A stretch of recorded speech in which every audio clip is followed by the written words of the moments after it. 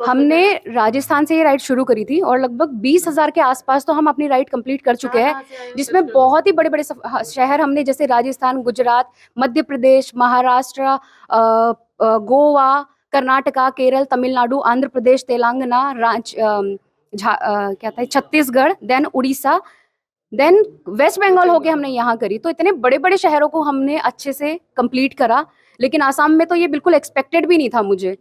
तो अब आप लोग जवाब दीजिए कि कौन इस चीज़ के लिए रिस्पॉन्सिबल है। क्या यहाँ का प्रशासन इतना हल्का है कि सेफ्टी प्रोवाइड नहीं करता, या यहाँ के लोगों के मन में इतनी खराबी है कि 6-7 घंटे में आई हुई बाइक को वो आसानी से चुरा देते हैं।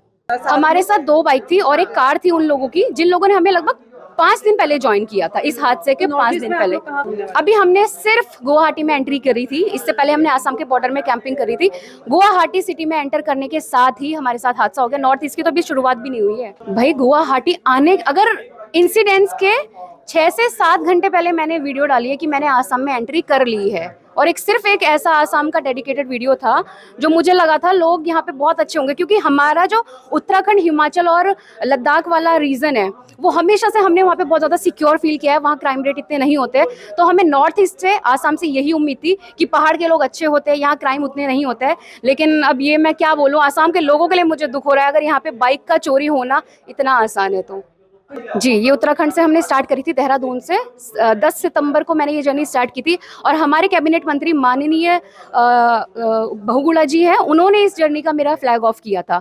तो पूरा हमारे उत्तराखंड के गवर्नमेंट का, सबका इन्वॉल्वमेंट था। उन्होंने मुझे शुभकामनाएं दी थी इतने अच्छे कॉज के लिए कि मैं महिला सशक्तिकरण के लिए काम कर रही हूँ।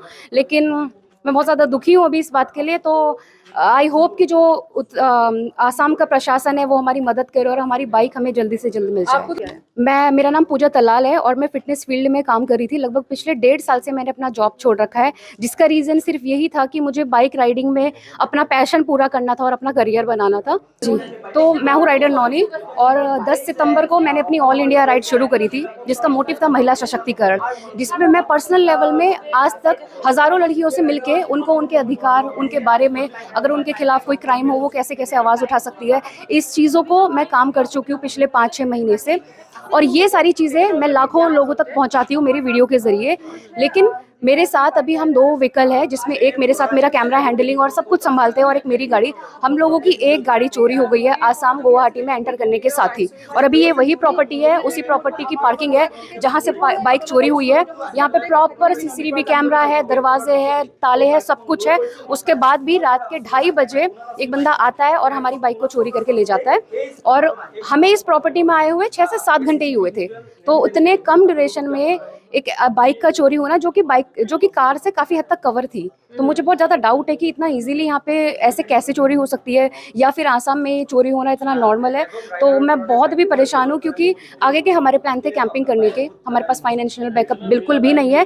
इवन जो मैंने इससे पहले तक की जितनी राइड करी है, मैं अपने फॉलोवर, अपने इंस्टाग्राम के, अपने सब्सक्राइबर लोगों के वहाँ जाके उनके घर पे स्टे करती हूँ, जिससे मेरे को पैसों की बहुत ज़्यादा ज़रूरत नहीं होती है। बहुत ज़्यादा लिमिटेड बजट में मैं ये राइड कर रही हूँ, और मेरे पीछे कोई भी इसमें फाइनेंस नहीं कर रहा है। मेरे घर वाले ही जितना थोड़ा बहुत कर सकते हैं, या सोशल मीडिया से तो अभी अर्निंग स्टार्ट नहीं है। इस तरीके से मेरी राइड चल रही है, कोई स्पॉन्सरशिप नहीं है। आगे बहुत ज़्यादा दिक्कत होने वाली है, मुझे ऐसा लग रहा है। अभी हम जिस प्रॉपर्टी में रुक रहे हैं वो भी हमने बहुत अपनी बजट फ्रेंडली प्रॉपर्टी को देखा था। तो जब हमारे पास इतना भी सही से पैसा नहीं है इतनी लंबी राइड को करने के लिए कि हम प्रॉपर होटल ले सके या अच्छे से सब चीज़ मज़े से कर सके, उसके बाद एक इतना बड़ा लॉस होना, एक बाइक का जाना, तो मेरा भी बिल्कुल दिमाग काम नहीं कर रहा है। मैं आप लोगों से रिक्वेस्ट, हमने जिस दिन हमारी बाइक चोरी हुई है उसकी सुबह उठते ही जैसे हमें पता चला, हमने FIR के लिए हम गए पुलिस स्टेशन।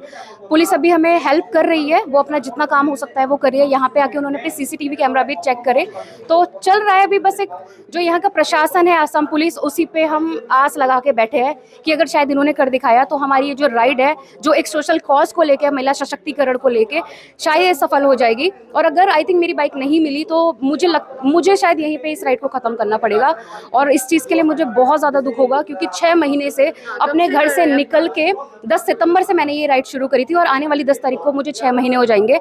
10 6 महीने से एक लड़की अपने सारी चीज़ों को सेक्रीफाइस करके, अपना जॉब छोड़ के, सब कुछ करके, टेंट में रह के, लोगों की मदद लेके ऐसे राइड कर रही है, और उसको असम में आके अपनी अगर इस राइड को ख़त्म करना पड़ेगा तो दिस इज़ वेरी अनफॉर्चुनेट।